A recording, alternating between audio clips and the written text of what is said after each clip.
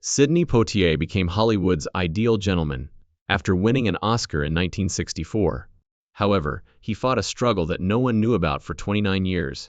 He received heartbreaking news from doctors in 1993. Through all of his accolades, speeches, and public appearances, he concealed it.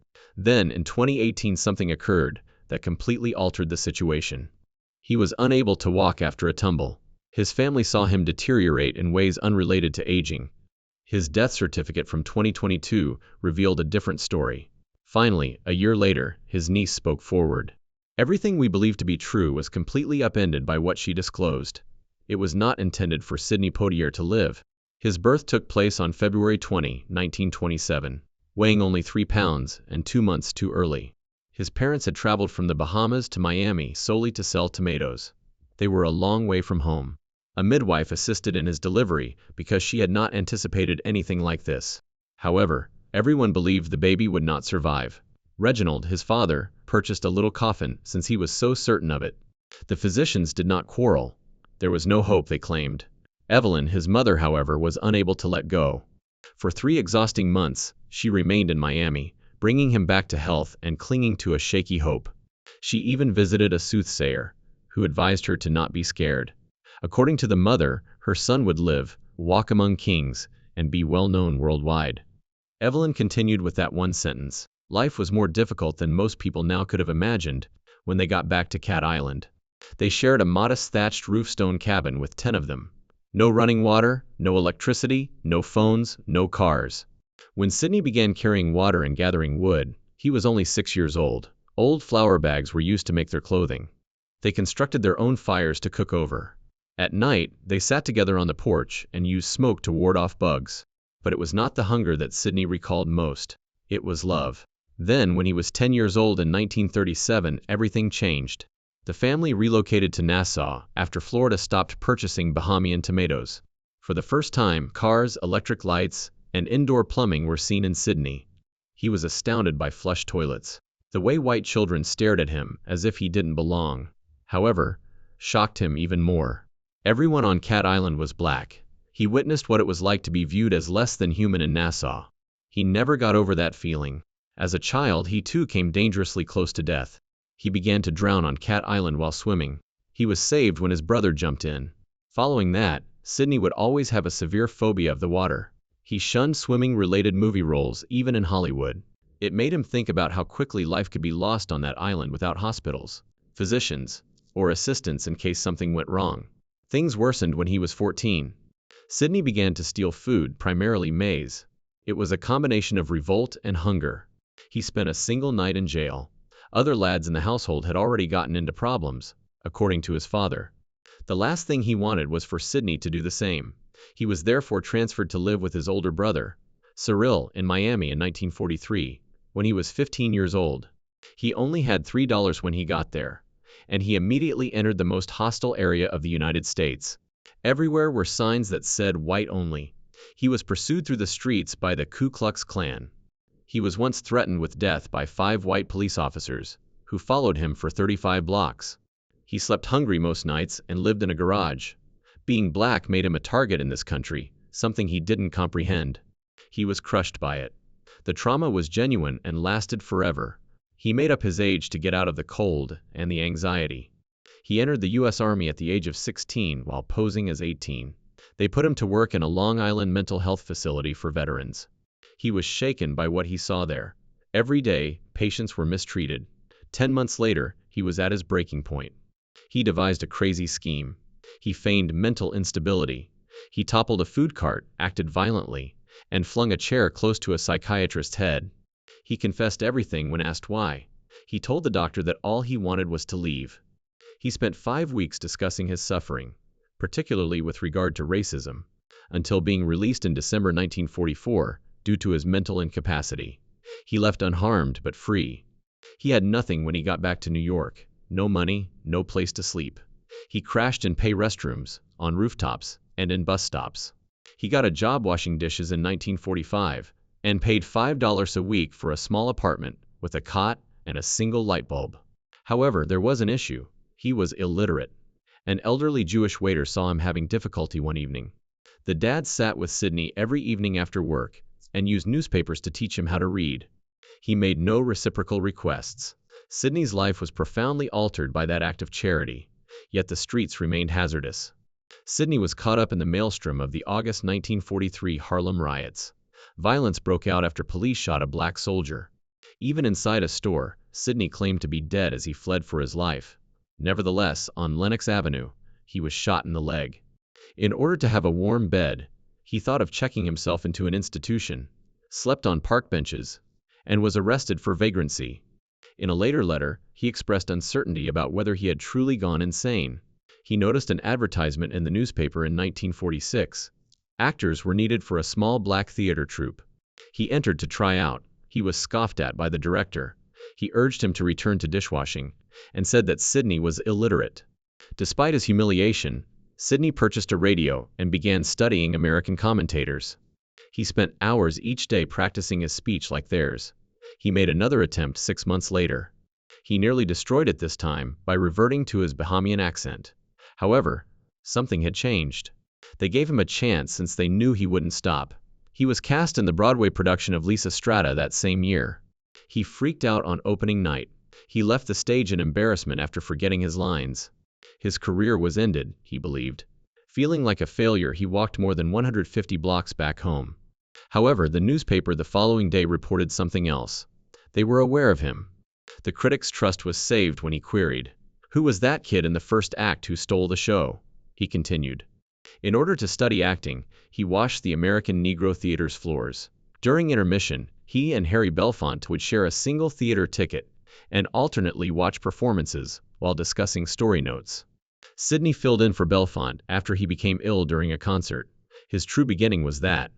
It all changed in 1950 when he landed a movie role. In No Way Out, he portrayed a doctor. A white actor spat in his face in one scene. In another, he refused to treat a dying racist. The movie was prohibited in the South. He received death threats from KKK members. They even sent a noose and pictures of lynchings. The FBI was forced to intervene. To keep him safe, 20th Century Fox employed bodyguards. To be safe, Sidney had to switch motels 3 times. He was on the verge of giving up until he came across a message one night that read, "You're next," because he was aware of how important the position was. He suffered even after No Way Out. Because the script made his character weak and mute in the face of disaster, he declined a $700 role in 1949. The birth of his second kid was imminent. The hospital alone cost him $75. But he refused. Instead, he pawned furniture. He was labeled crazy by his agent. However, because of that choice, the same agent then stated that he wished to represent Sidney indefinitely. Sidney Poitier's breakthrough performance in Blackboard Jungle in March 1955 sparked a phenomenon far beyond a mere talk about the film. He portrayed Gregory Miller, a bright black student. However, some regions of the nation weren't prepared to watch that. The movie was immediately prohibited in Memphis. The review board in Atlanta did more than simply outlaw it. They referred to it as disgusting, immoral, and harmful to public morality. In Atlanta, the prohibition persisted until July 1955. However, the harm didn't end there. The movie was used as a warning by Georgia's governor in 1960. He told Congress that the South will become a blackboard jungle due to crime, drug use, violence, and the Supreme Court's Brown v. Board ruling. The film did more than spark debates. It caused anarchy throughout the nation. To the rock music of the movie, children danced so wildly in the aisles that cinemas reported arrests, riots, and destroyed seats. Then, in 1958 came The Defiant Ones. He received the first ever Oscar nomination for Best Actor for a Black Man for his portrayal of Noah Cullen. The movie received positive reviews from reviewers and received 21 nominations for awards. Even the BAFTA went to Poitier. But in black neighborhoods, an odd phenomenon occurred. Instead of saving the white man who was shackled to him, viewers screamed at the television, pleading with his character to flee. The individual jumped from a moving train to aid the man who had deceived him in the conclusion. And that was a devastating symbol to many viewers. They claimed that the message was the same. Black men must constantly be forgiving and selfless. James Baldwin was forthright. According to him, the conclusion demonstrated that Hollywood anticipated black characters would suffer in order to redeem white people. Not comprehending how weighted that message seemed given that the character making the sacrifice was always black. The film's director even later claimed that the movie was about the grandeur of sacrifice.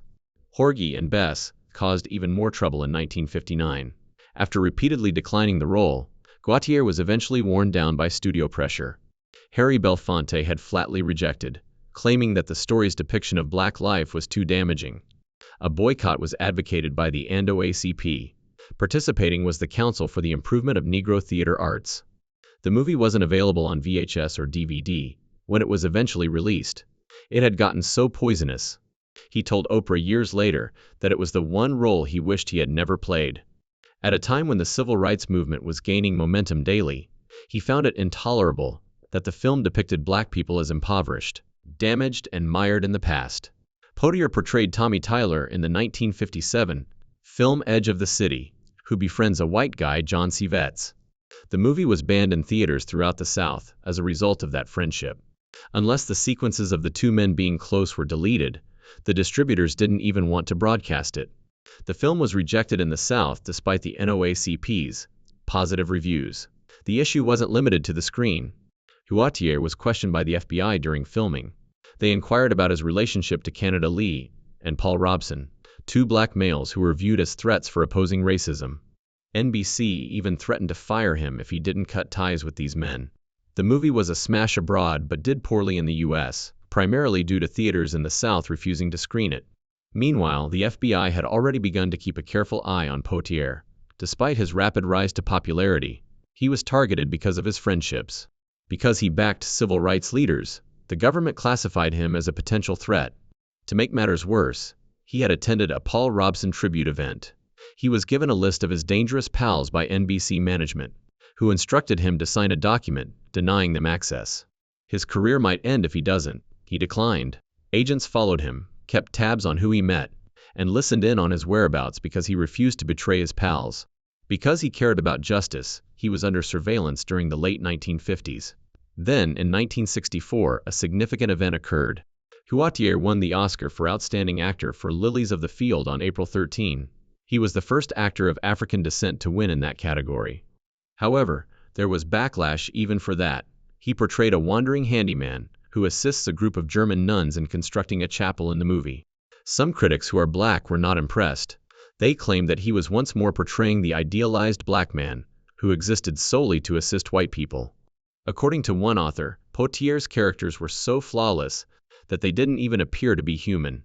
In Atlanta, the movie was a huge financial success. At the box office, it even outperformed Gone with the Wind.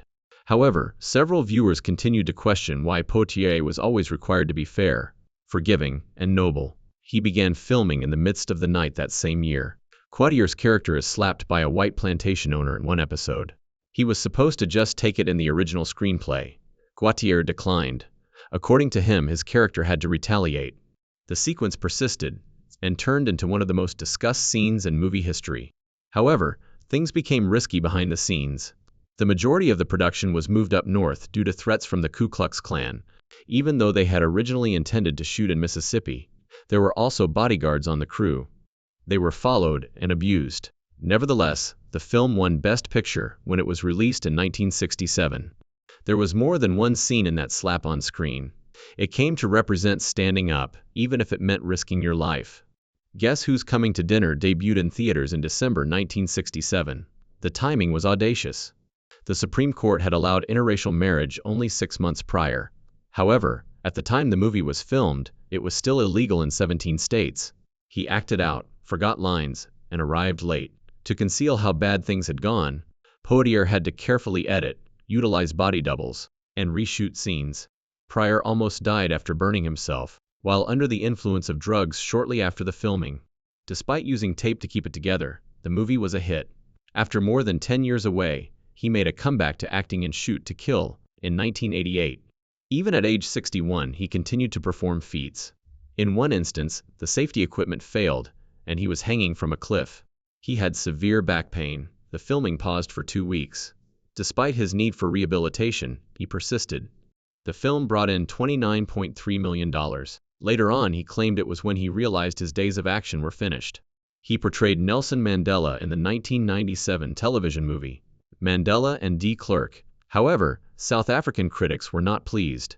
They claimed that even though Mandela was a revered person, they were unable to completely comprehend his life. His accent didn't seem natural, they said, and it was made worse by the fact that he had never met Mandela. Although the movie received positive reviews and even nominations for awards, many people believe that a local actor should have portrayed the part, leaving them with a bad taste. Directed the 1991 film Ghost Dad, which starred Bill Cosby. It was a catastrophe. It ended his directing career, cost him money, and received bad reviews. The special effects were unsuccessful. It was a poor script. Cosby became challenging to manage. As a filmmaker, Poitier claimed it was the worst experience he had ever had. When Cosby's offenses were revealed years later, Poitier cut all ties with him. 1976 saw the start of his marriage to Joanna Sheamus. But it wasn't simple to trust. Only 2 years after his affair with Carol ended, Poitier had met her on a film set in 1969. Rumors about him persisted even in the early years of their marriage. They remained together for 45 years and finally produced 2 kids. It wasn't always quiet, though. In the 1950s, there were even allegations that he had a secret child. When a scammer named David Hampton deceived wealthy people by posing as Poitier's son in the 1980s, they became more vocal. The play and film 6 Degrees of Separation were both influenced by that falsehood. The child rumor persisted in Poitier's mind for years, despite never being verified.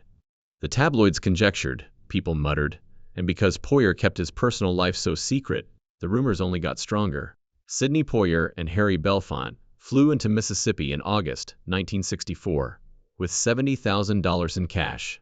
During Freedom Summer, civil rights workers risked their lives for that money. What followed caught them off guard. Men from the Ku Klux Klan began after them as soon as they touched down. It was more than a mere fright. The Klan rammed their car with trucks that had wooden boards on the front. They desired for them to be off the road. Belafonte and Poitier were forced to drive for their lives. To protect them and transport them to safety in Greenwood, local activists organized a convoy. Both men slept in the same bed that night while being watched by armed guards. To protect himself from gunshots, Poitier slept closest to the window. Something inside of him was broken by the moment.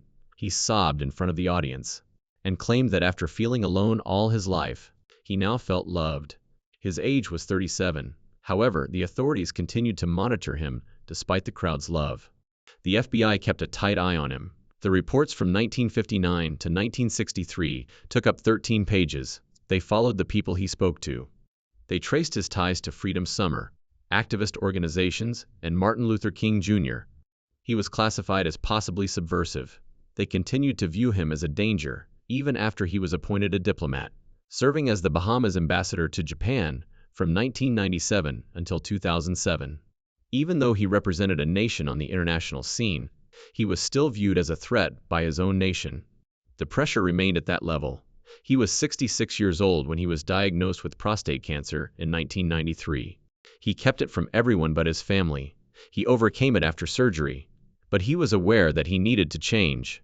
He started eating largely vegetables and gave up meat, candy, and alcohol. He adhered to this rigid diet for 29 years. He even made the joke that eating ice cream signified he had slipped, but he remained strong. No one in the room realized he had been fighting cancer in secret for 16 years, even when President Barack Obama awarded him the Presidential Medal of Freedom in 2009. He was hailed as someone who transformed Hollywood in the citation that day. In actuality, though, he was already nearing the end of his sickness and remained silent. All of this took place as he was juggling another conflict. Began exhibiting symptoms of Alzheimer's disease in his 80s. His relatives observed him losing knowledge he had always had. Once in charge of screens and stages, the man could hardly recall names anymore. It broke them. According to his niece, music therapy can be beneficial at times. When words couldn't reach him, old tunes could. But he lost more and more to the illness. Then he fell in 2018 at the age of 91.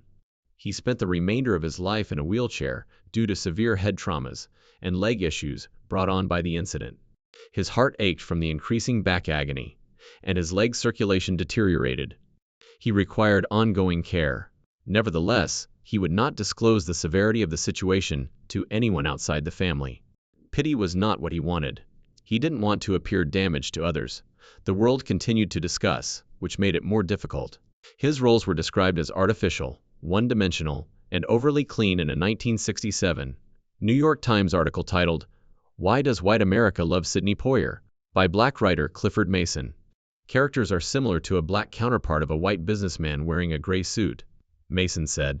Film critic Pauline Kael went on to say that his on-screen generosity was hurting his career as an actor. These were not racial attacks. They lived with him for the remainder of his life and were from his own community. Those identical quotes appeared in obituaries and online messages even after he passed away in 2022, at the age of 94. Whether he had done enough for black voices was still a matter of debate. However, his family resisted. They claimed that although he kicked down doors, he did not raise his fist. He selected parts that were previously unavailable to black actors, and those portions would have gone to white guys if he had refused. His death certificate revealed the truth he had long concealed. Prostate cancer and Alzheimer's disease also contributed to his death, which was caused by heart failure. All of it had been silently carried by his body. Cancer, dementia, heart issues, leg injury, and back pain. He never begged for pity. He was protected by his 5 daughters and his wife Joanna. Ensured that when he was weak, he was never noticed. They granted him the respect he bestowed upon others for many years. Then, a year after his passing, in January 2023, his niece Rowena finally talked. She was interviewed by the Truth, Lies, and Alzheimer's podcast in Nassau. She claimed that the family had been devastated by the diagnosis. She claimed that despite their achievements, they lacked the necessary resources to deal with their uncle's Alzheimer's disease. Despite becoming the youngest cultural director in Bohemia's history, she still felt powerless. It didn't matter how well known you were, she said. What Alzheimer's sought, it got. What you had done didn't matter to it. New Freedom of Information documents made public that year showed how aggressively the authorities had pursued him. They had spent years observing him. They penned reports about his encounters, beliefs, and activities. They labeled a tall, composed black actor as scary, for standing behind Martin Luther King, that is. All because he gave activists cash. They used spies, tapped phones, and secret notes to track him, since he didn't keep silent. He may have suffered a broken body in the 2018 fall. His memories may have been lost due to the dementia. His energy may have been sapped by the cancer, but that didn't change the essence of who he was. He did not share his suffering. He safeguarded his heritage. He didn't use fists to fight. When necessary, he fought in silence, with dignity and with presence. And on January 6, 2022, at the age of 94, he passed away in the same manner that he had lived, strong, proud, and devoid of sympathy.